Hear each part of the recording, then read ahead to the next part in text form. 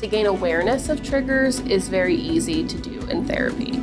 So we will look at all of your reactions to things and really dissecting it into what are the reasons why those reactions are happening. Once we're able to become aware of our triggers, then we're able to utilize the coping skills and other coping mechanisms that we have instituted in therapy to be able to help manage that outside of therapy. Trauma is within the perception of the person. So somebody who experiences, two people who experience the same type of trauma, one may see it as traumatic, the other one may not. So somebody who has gone through a divorce, that's more traumatizing to them than maybe somebody else.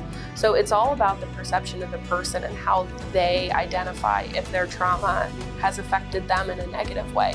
And if so, then coming to trauma therapy will be super helpful for them. Absolutely not. So a lot of the times with trauma therapy is the first portion of trauma therapy is actually building rapport.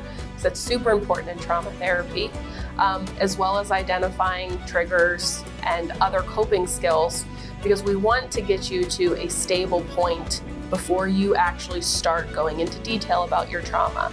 So we want to do a lot of education and a lot of safety planning beforehand.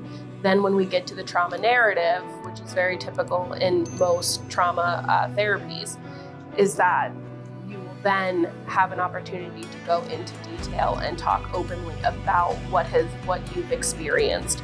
And that's kind of the full circle of trauma therapy.